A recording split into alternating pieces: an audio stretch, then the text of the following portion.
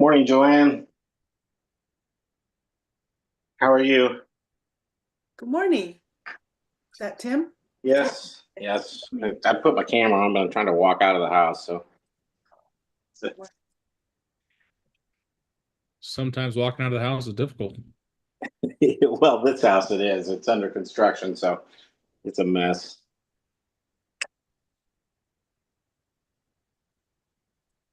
Good morning. Cameras on. Cameras on. Good. If you can. I get it. I get it. If you're trying to walk out of the house and it's scary and there's random things and get it. I get it. No, we're on fire. San Diego is. No. Really? Yeah. The fire's made it to you guys? Yeah. You enjoy your breakfast? I know. Where's your fires? That's scary. Oh, Otay Mesa, I don't know. South. Is it coming in from the LA fires? No, separate. So someone else is just all fuck LA. They can't get all the fun. Let's set San Diego on fire. Yeah. That's messed up. How about Elk Grove, Jim? You guys got fires? Good. Well, La Jolla caught on fire for a second. We get them. We get them all the time, but not right now. Yeah, no, it worries me because the current state of the world when it comes to fire is scary as heck. Like Tucson, we caught fire. Mountain Lemon did a couple years ago. A few years ago now, 7 or 8 years ago. And my house where it's at now is 4 houses, 4 lines away from the end of the mountain. So the fire was literally coming down the hill. We could see it from our house. Like you could see the entire fire line creeping. And then I was like, oh, well, we need to start packing up some important things and get out of here. But I'm also one of those people like, no, get the hoses, let's spray the house. We're going to fight our own fires. How was your Fridays? Friday, Fry, Fry. With all the fires and that stuff going on. I'm up here at the cabin. We went down to the grocery store and there's a bunch of idiots down there doing a control burn. I'm like, you people are morons. Of all the times to be doing control burns, like I don't know. I don't understand fire science, never will, never want to. I got friends that do it, and it's a wild sport. It's a no, wild. these weren't firefighters or professional. These were like hillbillies. Oh, jeez. Well, that's how you catch an arson charge, even if it's unintended. So, tell me some wins. Tell me some celebrations. Tell me something good. I fortunately I got another offer on my listing. Unfortunately, sellers didn't like it. But Where'd it come in shy? yeah, it they came in really shy actually. I just had to tell them that it happened because he came in and he was like, I got a buyer that's interested in looking at this house and we're thinking it aligns with what he wants to do. Would it be rude to entertain an offer of 250 or $243,000 cash? And I was like, I'm not completely for sure, but I was like, I gotta submit the offer. I was like, I gotta let them know about the offer as per my contract, so I'll get back to you. And then I just let them know, and they're like, don't even waste our time with that. And I was like, you got it. So in those situations, so just so you guys know, I think it's listed at 325, right? It's listed right now for 348. So 348, so $100,000 off. This is where I like to be what I call cocky, funny on the phone. When somebody says, would you entertain a cash offer for $249,000? My first response is, are you guys going to finance the rest? Okay. What do you mean the rest? What do you mean the rest? Yeah, just mess with them. Yeah. Okay. You're Yeah, that's I just didn't, $100,000 off. yeah. I didn't know what to tell them because I didn't want to be rude. Like I didn't want to be mean, It's but fine. like Hey, I'm with you on there, Ty, and this has come from a lifetime of who I am. yeah, right. You did the right thing. You know what? I'll present your offer. If you want to talk about a real offer, I'm open to it. Right, exactly. That's what I told him. Honestly, I'm not sure. I was like, we've had a similar offer. Sellers absolutely hated it, but I that's like literally exact words. I was like, sellers absolutely hated it, but I was like, as per my contract, I got to let them know. Yeah. So, You know what? Appreciate your offer. Is your intention to submit offers or buy houses? Yeah, literally, yeah. But other than that, on a It's side probably one note, of those stupid investors. They're like, yeah, I want to buy some houses, and he gets an agent that'll just submit offers for you. yep. And nuh-uh. But on a side note from that, I've been pretty busy at my restaurant serving, so I've been making some good money over there. So that's super good. I needed Oh, they that. moved you to server. Congrats. Yeah, they did finally. There you go. Now serve up some business cards. Start Yeah, getting that's exactly. Yep, that's exact. Everything's falling into place. I've already gotten a few other people. I gave a few other people some pieces of paper with my information on it, and I got theirs because I just served to them this last Tuesday. So Yeah, it's already going good. one compensation from Good selling a question. house is worth a whole bunch of different steaks. So I have a question for Ty. There's a guy on my team who's also a server, and he's always like, he feels a little weird because he's like, I'm concerned about people not taking me seriously if I'm a agent and I'm a server. Like, how are you approach? Like, I would like to give him So just advice on how I you're. mean, so when I walk up to my table, I have like a whole little I don't want to go off on some random page, but I go on I have my own little thing that I start with. Like I got I have our what we feature with our wines, what we feature with our appetizers, and what we feature for our entrees. And so then right after that, then I ask them all that. And most of the time people look at me and I'm young and they're like, dang, like you did that pretty good. They're like, do you go to school? And then I talk to them about that a little bit. And then most of the time they're like, so if you don't go to school, I'm like, well, I'm a licensed real estate agent. And then I start talking to them about that. And then sometimes they're like, it's like they don't like necessarily not believe me, but they're just like, wow. But honestly, you just have to be confident. Like it doesn't matter if they believe you or not, because if you got the license, like you could do Yeah. it. But love that. I mean, That's that's awesome. the only thing I'd say. you think I'm good at selling out what the specials are? You should see me selling houses. Exactly, dude. That's what I do. That's exactly what I do. I'm like, I can talk about food all day, but I can talk about houses even longer. Hey Ty, can I I like tweak that. for you? Let's go What's ahead, up? Jim. What do you got? Stop using real estate agent or realtor. You're a real estate consultant and investor. All right. Gotta keep it. People ask me what I do, and I tell them I help people buy houses. Yep.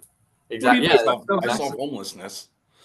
Solve homelessness. You know what? The thing is like real estate consultant, realtor, real estate professional, licensed realtor, licensed real estate professional, whatever you want to say, it doesn't matter. It's how you say it. Because people ask me all the time, how long have you been in the business? And does anyone know what my sentence is? In 6 days, it'll be your first week or something like that. Yeah, in 6 more days, it'll be my first week. If you haven't caught on, that's the same way as saying today's my first day. Yeah. Because it doesn't matter, right? Just have fun with it. I have never had anyone ask a follow-up like, no, really, how long you been in? No, it's always they laugh, they realize, oh, he's joking about it. Clearly he's been in for a while, knows his shit. Move on. So Time too, you can share with people your goals too. Like, hey, I'm just doing the waitering gig, holding the fort down until I, hit my goal of serving 35 families. Exactly. who do you By know I any can chance, who serve? do you know? Yep, exactly. That's like literally word for word, exactly like how I talk about it. I'm just doing the serving until I can get real estate steady and get a nice clientele built up. But until then, I'm going back and forth, and it works perfectly fine right now. It's going great. Like already first week into the serving, hopefully I already have another client. So I gotta go find a Oh, waitering job now. dude, it pays so good. Like if you're gonna go work an hourly job, go work serving because you make so I'm much joking. money. I've done it. Yeah. I was a terrible waitress. I missed it. Terrible. Because I have friends that work hourly jobs, waste of time. Everybody should have to either do A, military service, or B, wait service. Here's a topic to that, right? What's different between serving and an hourly job and real estate? In serving, you get paid based on your effectiveness, right? Your effectivity. And you're compensated for your abilities, not for your time on task. It's quite opposite, actually. If it takes you a long time to get me a refill on my Coke, probably not so excited. So get your butt in the back, give me that baggie. Okay? No one caught that. You're welcome. No, I know. I'm picking it up. But here's the thing: if I go to McDonald's and not that any of you guys can work at McDonald's, I always use this as an example because everyone knows what McDonald's is. They're going to pay you minimum wage to do minimum effort job. They're going to, it's not minimum effort in labor, but it's minimum effort in mind scale. If we look at the hierarchy of pay, let's take out content creators because there's not really a whole lot of thought there. Just messing with you, Fabby. But we look at this, it's like, okay, if we look at the dollar per hour industry, the jobs that pay you per hour, what do the highest paying jobs have that the lowest paying jobs don't?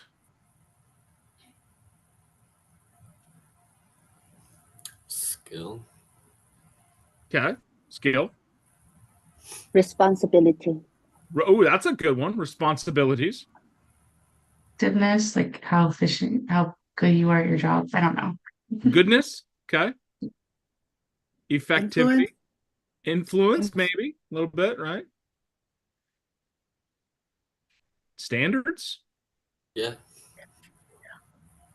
What does a doctor have to do that a fry cook at Wendy's does not? Be 100% perfect, basically. Knowledge. Has to have way more knowledge about his Yeah. job. Education. Education, knowledge, training, skills, time on the job, task at hand, right? Now, let's look at this. If we think everybody is a customer, and that's like, I don't care if you're an engineer, you're a doctor, or you're a lawyer, the other person that you're serving, the reason you're in business is for a customer. What type of problems are they solving? Are they solving high line problems or low line problems? Yes, I'm going to compare a McDonald's fry cook to a surgeon. They're both human. Hell, they both might have gone to school for 12 years. They both have 2 legs, 2 arms, a shirt, a hat, a name badge, show up at an office, expected to be on shift at a certain time, right? But it comes down to the problem that they're solving. When you call in a surgeon, where does that problem fall on the serious scale? Very Life life or or death. death. Pretty serious. But you know what? I've been in the desert on a horse with no name, and it feels good to be out of the rain. I'm starving, so I go to McDonald's. Where's my scale of importance? Way down. Right? To me, most important thing in the world is to get some water and a Coke. You know, get a burger and some fries, whatever.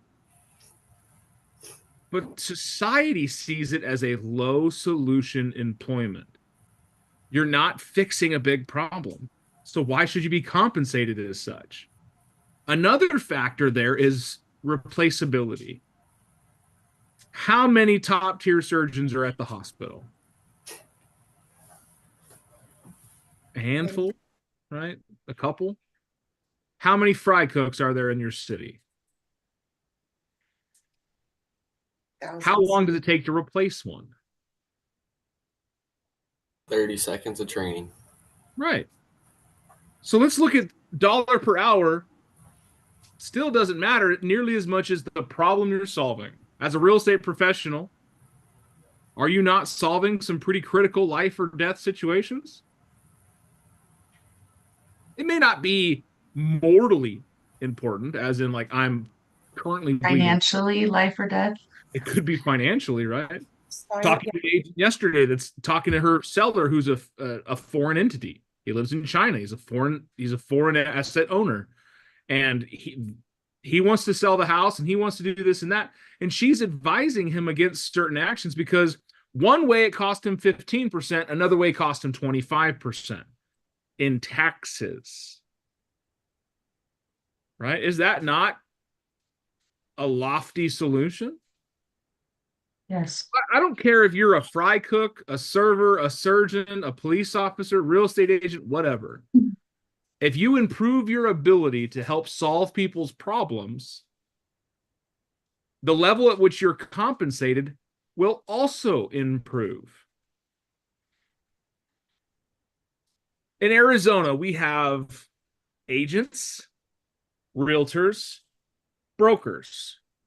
Some states just have brokers. All agents are called brokers. So there's a designation issue there when you got people that come in from different areas that say, well, I had a real estate broker in Colorado help me out. Why would I use an agent here? Well, it could just be a title issue, understanding how they're being called and told. But that's why you want to tell people it's not what you do by title, right? Realtor, real estate sales consultant, investor, whatever. It's what you provide to them. I sell houses. Really damn good at it. I help people solve homelessness. Or what's the new woke term? The unhoused. Fucking hate that. Absolutely. You can thank California for that one. That's what I was about to say. Thank us for a lot of things. That's an LA issue right there. The unhoused. Yeah, we're in San Diego. We're not talking like that. No, that's an LA thing. I know that for a fact. Unhoused homelessness. The same thing, guys. But you see what I'm saying is I don't care what you call yourself. I don't care what your title is. I don't care what your job function is. Your ability to solve people's problems. And if you start thinking along those lines, like I'm a problem solver, you have a problem. You need a bigger house. You need a smaller house. You need to get rid of one of your houses. You need to add a house. That's a problem I can fix. A man sitting in the desert for 30 days will gladly give his soul away for a glass of water. It'll be really hard to sell that same water to a man standing in the rainforest during a downpour. What am I getting at, my friends? Not everybody is going to need your solutions. So you need to go find people that have the problems you can fix. And when you find people with the problems that you can solve, and you align them with the results that you've gotten or can get for them, compensation is not a concern. Because like I said, certain people will pay for everything in the right moment, right? Lifestyle over logic. Anyone ever been at a professional sports arena game and you were super thirsty and you wanted some water? How much was that water? $10. $10, right? $10 for something an hour before you could have gone out and walked across the street and found one of them spigots and got for free. But in that moment, were you able to do so? So, don't go for an hourly job. Don't try to get time on task. Right? Oh, I worked for 8 hours today. I should get paid $300. No. I refined my ability to people solve, to problem search. Because like we talked about yesterday, every conversation has a real estate pearl that you can run down, right? So you train yourself to listen for these things. You train yourself to ask better questions. You train yourself to be able to identify the problems that your solutions match. Because if you've got a solution and they've got a problem that matches, right, you've got yourself a really good deal. Sticks together. But if you've got a solution and the problem that they don't have matches, you're just trying to hold on to something that doesn't want to hold on to you. And if you guys weren't looking at the screen, you missed a very valuable visual.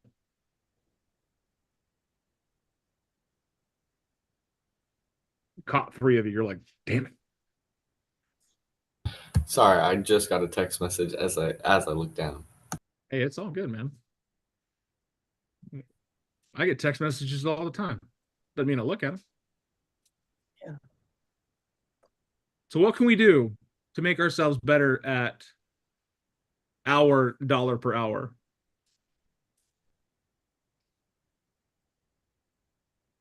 How can we become the best? Learn our stuff extra good. Know everything. Can you know everything? No, but you can know a lot. You can know quite a bit. You can know quite a bit. I love the term be the source of the source. Right? I don't know a ton of stuff, but I know where you can find a ton of that information. Three-letter word. ASK. You know, it's funny that you say that because whenever I go places and someone asks me like a question, I'm like, don't, and then I give them the answer, and then I'm like, don't feel bad or feel scared to ask me a question just because I'm young. Like if I don't know the answer, I'll find the answer out. And you know who I call next? You. You're not alone. I get phone calls all day, literally all day, from agents from 0 to 100 asking questions because they just want some clarity. And sometimes it's just, you know what? I think I'm right. I just want to bounce it off you to make sure. Okay. I know I look old as shit. I'm only 50 though. There you go. So you're right in the middle, Jason.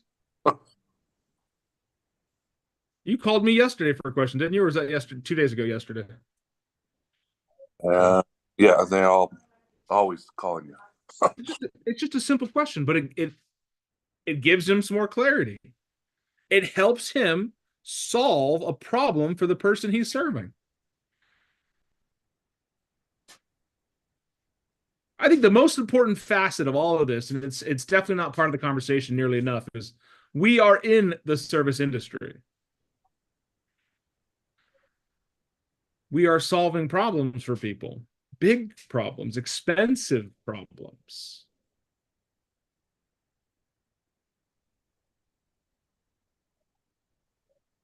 I just saw an advertisement the other day for Hyundai where you can buy them off Amazon now.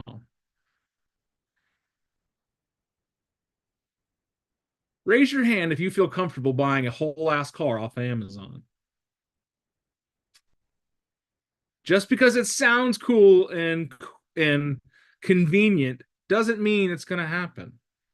Dan, you can order 575 Hyundais off Alibaba with your name on them if you want. Probably should do that. I should probably get a fleet of Hyundais.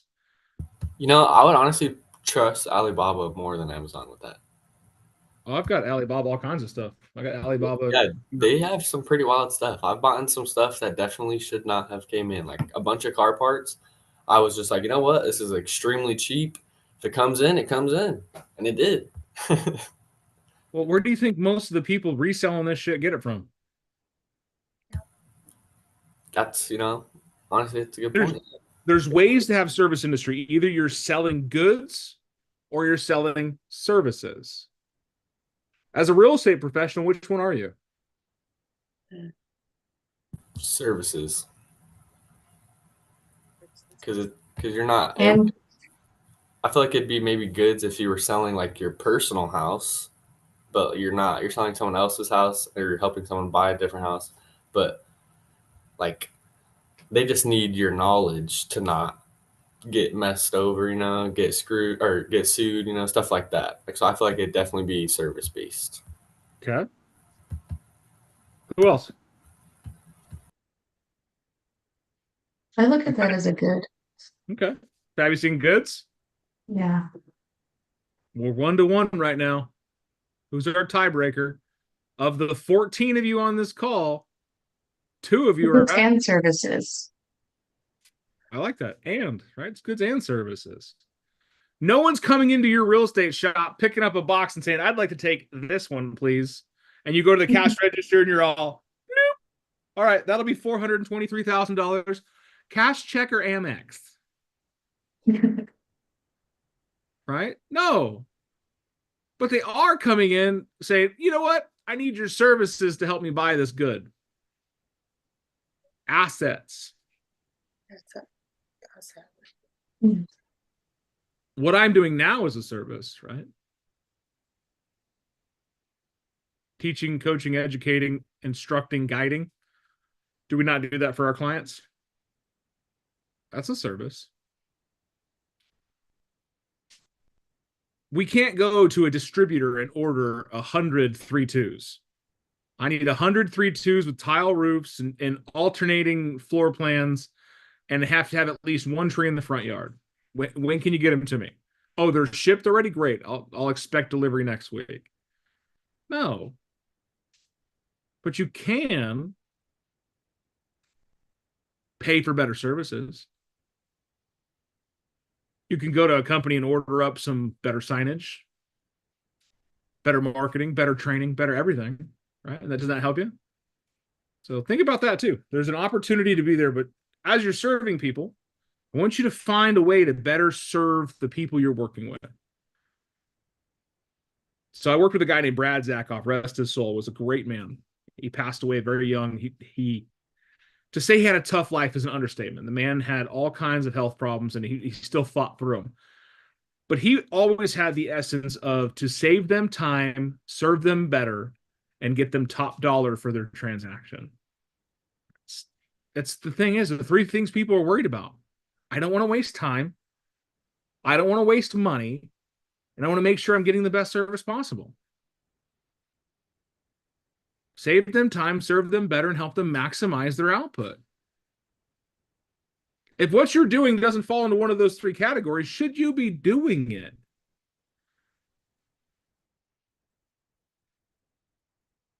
Why does someone go to a 5-star restaurant versus a 2-star restaurant? What typically is the differing factor? Service. Quality and service. Sure as fuck isn't to save them money. Or status. Status, that could be another thing, right? Status falls under service, right? Because I am a higher status, I expect to have higher service. The way they want to feel when they go to these places. That's a big one. How do you make Hospitality. right? I hope this is connecting to your real estate worlds, because this is really going to be important for you maximizing your potential, is understanding those three things. Service, right? Serve them better. Time, right? The only non-renewable resource that everyone is limited to. And savings, right? Make sure that not wasting money. My wife and I go to Bob's Steakhouse once a year on our anniversaries. Once a year. It's a $67 ribeye. Just the one steak. And then it's a $20 salad. And then a $20 basket of bread. And then a $20 wine glass. But when we walk in, they call us by name. They seat us at the table that they know we like, because it's the same table we get every year. They have the drinks that we've always ordered already there.